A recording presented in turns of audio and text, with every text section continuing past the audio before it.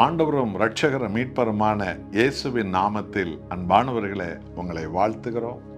உங்கள் முழு உள்ளத்தோடு கூட தேவனை தேடுங்கள். உங்கள் முழு இதயத்தோடு கூட முழு ஆத்மாவோடு கூட ஆண்டவரை அன்பு செய்யுங்கள். அவருடைய வேதத்தை நேசிப்பீர்கள். அவருடைய சத்தியத்தை நீங்கள் கைக்கொள்வீர்கள்.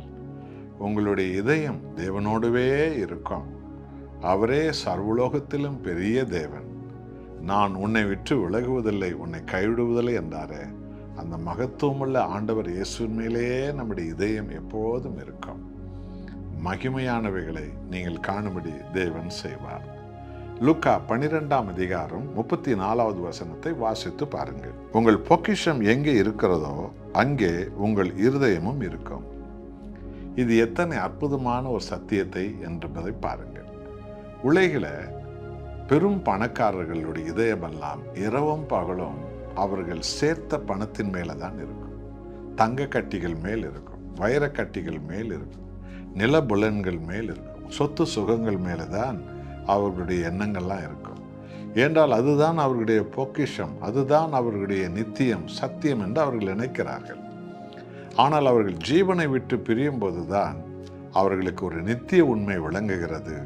ஐயோ, இதுவல்ல என்னுடைய நித்தியம், என்னுடைய நித்தியம் என்னை உண்டாக்கிய கடவுள்தான் என்று நினைக்கிறார்கள், பதறுகிறார்கள். ஆனால் விசுவாச ஜனங்களுடைய பொக்கிஷம் யார்?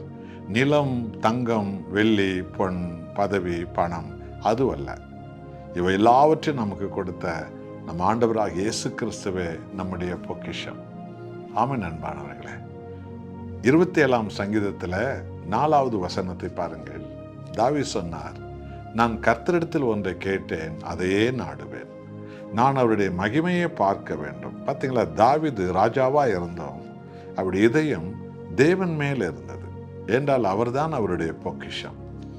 நான் அவருடைய வேதத்தை ஆராய்ச்சி செய்யும்படியாக அவர் ஆலயத்தில் இருப்பதே நாடுவேன். அரண்மனையில் உட்கார வச்சார் ஆண்டவர். டன்னு கணக்கா தங்கம் அவருக்கு கொடுத்தார் ஆண்டவர். ஆனால் அவருடைய இருதயமோ அந்த தங்கத்தின் மேலல்ல, அந்த பதவியின் மேலல்ல, தன்னை உண்டாக்கிய தேவன் மேலே, ஆடு மேய்க்கிற இடத்திலிருந்து உயர்த்திய தேவன் மேலே இருந்தது. தேவனே அவருடைய பொக்கிஷம். அவர்தான் இன்றைய வரைக்கும் தாவீதை தேவன் உலகிலே எல்லாருக்கும் ஒரு முன்மாதிரியாக உயர்த்தி வைத்திருக்கிறார், சங்கீதம் பாட வைத்தார்.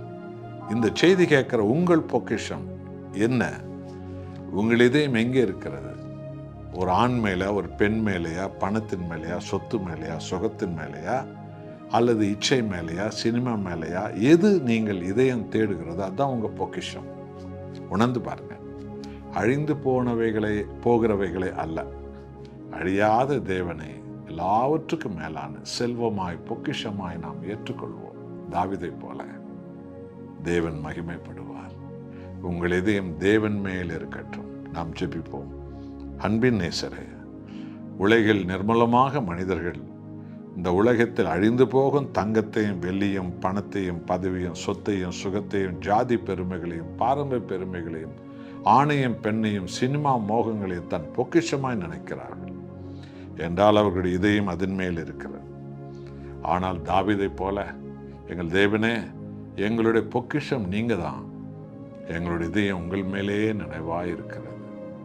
உமக்கே கோடி நன்றி. இயேசு நாமத்தில் பிதாவே, ஆமென்.